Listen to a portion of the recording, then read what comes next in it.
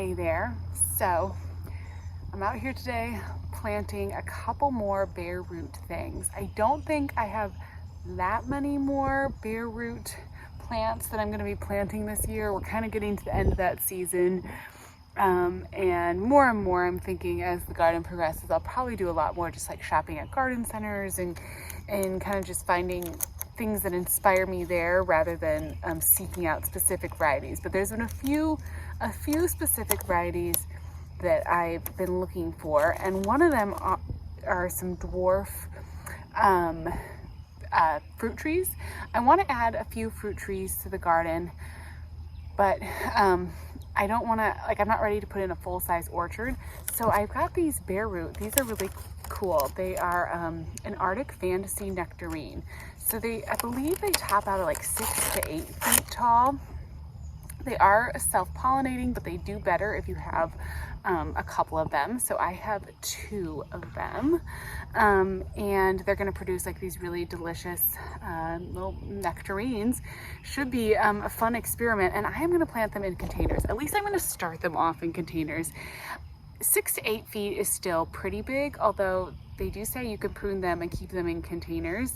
I don't have like huge containers for them, so I'm starting in kind of a smaller like starter container, and I do anticipate that eventually maybe I will bump them up into larger containers. To have these 12-inch pots, it was honestly just like the easiest thing that I could get my hands on, and I think I shouldn't have put the soil in yet. I should have waited until I got the plants in. Anyways, I'm gonna put them in these. I think it'll get them started. They're about 2 to 3 foot plants right now, so and they're just barely leafing out.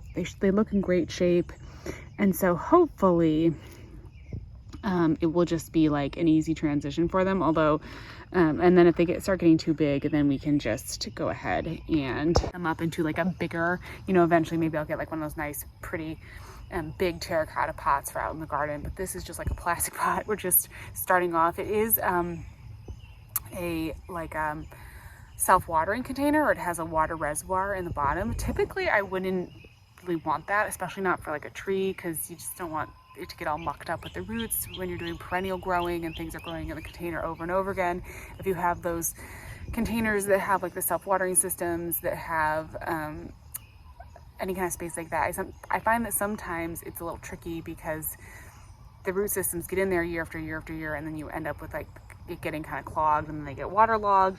But again, this is kind of like a temporary just setup to get them going, so I think it's gonna be fine. And since they're bare root, this will keep them extra hydrated, which hopefully will be a benefit to them.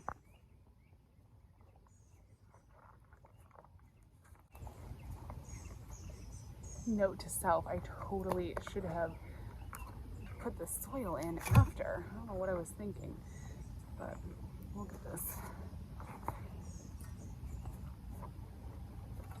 rooted in here. Okay, it's gonna take a second.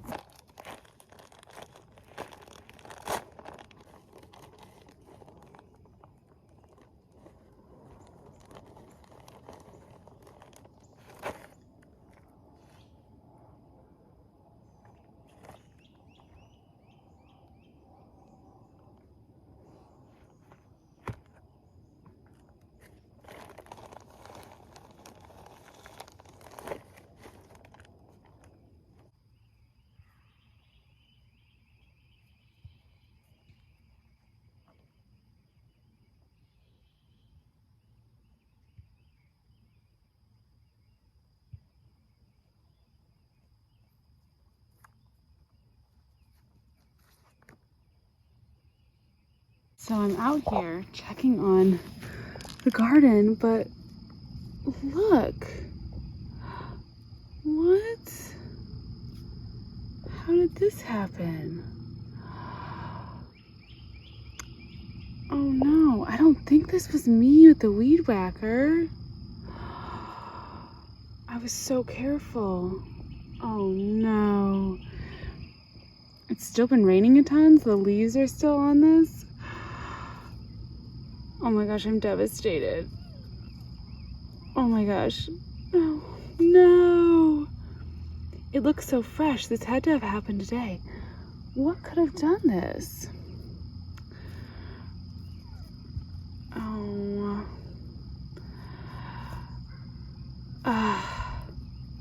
I don't know if that's gonna come back. Maybe. Can I like tape it? I'm tempted to try. I'm tempted to try. Should I just tape that back together? Ah, that's so sad. That's one of my Hansen bush cherries. The other ones are doing okay. I may go ahead and put some cages on. Chance that wasn't my fault. Kind of looks like a weed whacker damage or something. But on the off chance that it's like a bunny rabbit, I don't know. Oh gosh, I'm so mad. But oh, if that was my fault, I'm so upset with myself. Look so fresh and green still, and it's been like 3 days since I was out here with the weed whacker. So I'm gonna try like wrap the stem, set it upright, and see. And I'm maybe gonna cover the other 2 cherries. We'll see. It could still, I mean, the root's still in there and everything, so it could still push new leaves from below that cut and be okay. Let's hope that's what happens. Oh my God, gardening is so full of these moments of like success and then these moments of despair that are so hard. That is a rough one. That's a bummer. Sorry, the neighbor's dogs are barking. It's kind of a nice evening out. We have a chance actually of like a tornado warning or severe thunderstorm warning right now, so we may get some weather, but right now the sky is like blue and it's actually looking really pretty. And everything is looking fresh after all that rain. Here are where I put the fruit trees for now. We'll see. They kind of I'm kind of working on like this formal / informal rustic look and like mixing the 2. So we'll see how this goes. I kind of like that. I think it adds a little bit of something. I maybe should just turn that one so it's the little lip isn't showing. The rain definitely did do good things. I am going to I'll give you a little tour around and then I'm gonna weed because that really needs to happen. I actually got an edging tool and I'm thinking about coming out and doing some edging along these, like moving the logs and then like just edging and kind of getting rid of some of the root systems anyways. You know, the grass is going to keep coming back, but at least there's, you know, that might help a little bit and might just look better. But these are exciting. So this is, remember when I left the pumpkin seeds out in the rain? All the mistakes of gardening that happens. Not the pumpkin seeds, the watermelon seeds. These are some Moon and Stars watermelon that are coming up. That happened since I was out in the garden last, since we got the rain. We're definitely in weed city over here. But that's to be expected. That's part of gardening. A lot of my previous gardens, they were so high density that I honestly didn't even deal with like major weeding projects. I just kind of could get away with basically just very minimal weeding. When you have just a couple like, 2x4 raised beds, the weeds never really get out of control. I always tell people, my friends and family, when they're wanting to do some garden beds, I say do like 2 or 4 2x4 raised beds and you can garden, you can grow a ton of food and you only have to garden like probably 10 minutes a day.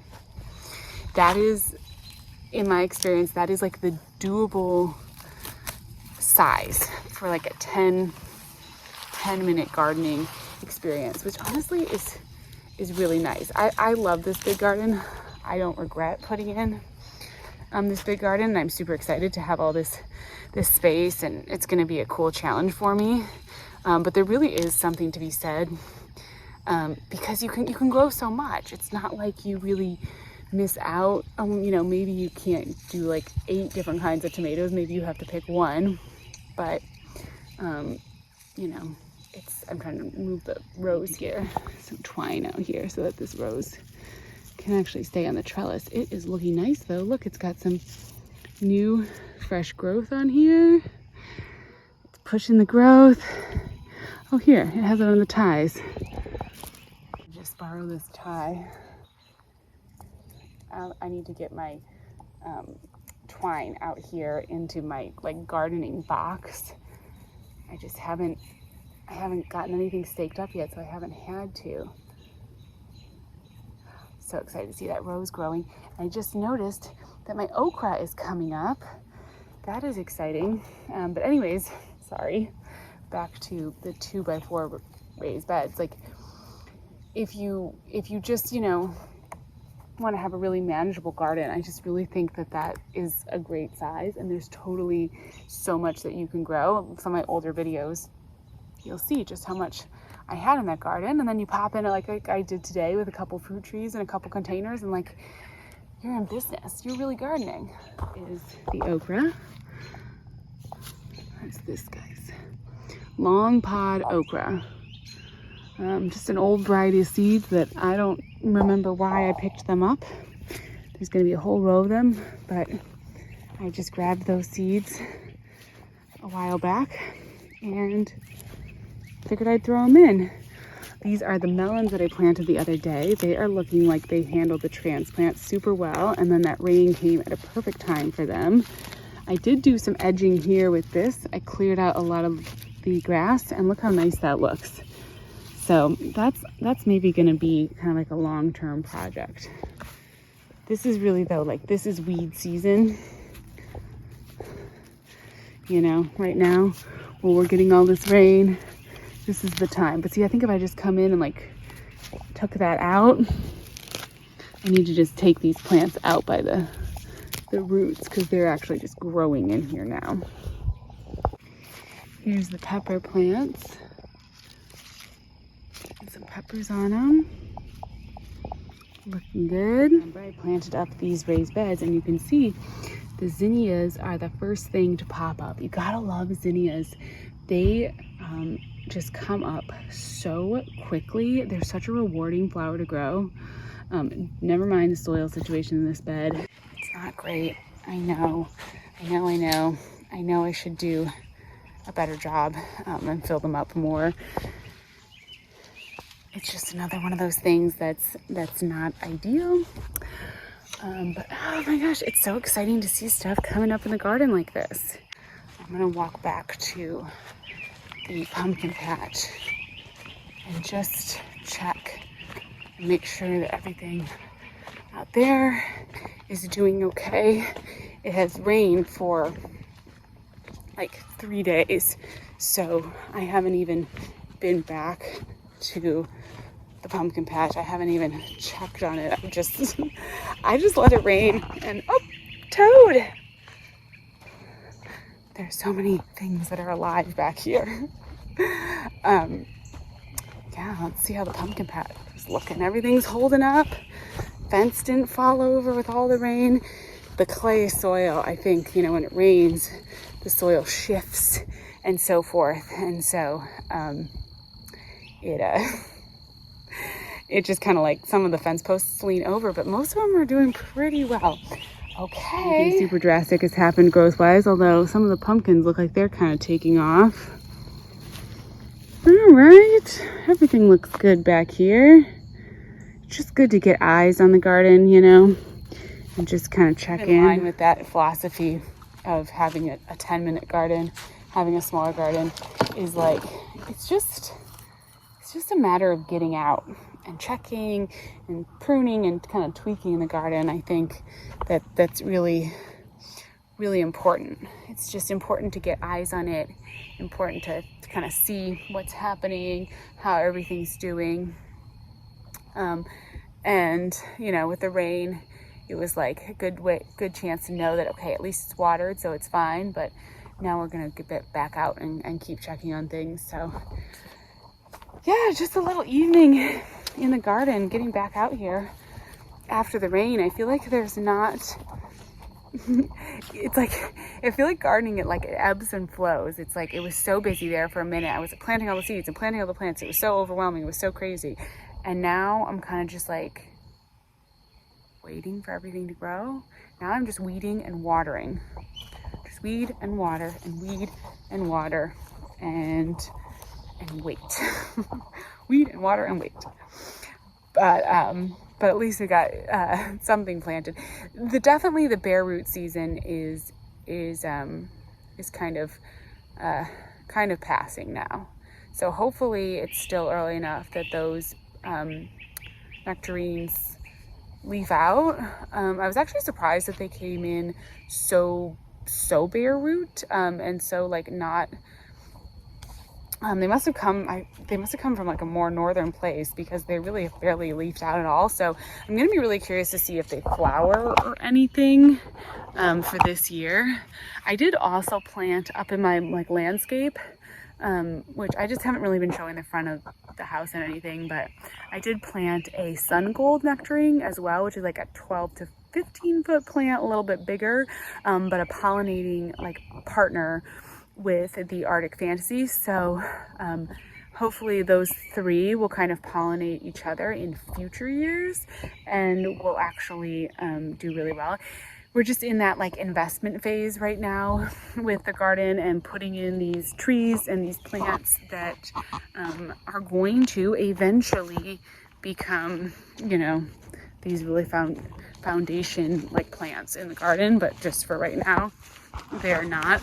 I also have 2 container peaches that I bought in I bought them in the spring, like a couple months ago, but they're actually not going to ship until January of next year, because again they ship like when they're bare root in a dormant state, and then they're supposed to, you know, awaken and leaf out, etc. once the garden warms up. So yeah, so those are going to be really interesting, because that will come, that will be a second. So I'll actually have like 4 of these little dwarf, like a little mini dwarf fruit tree orchard. So it's something I need to think about as well, as I'm kind of like laying out where those containers go, trying to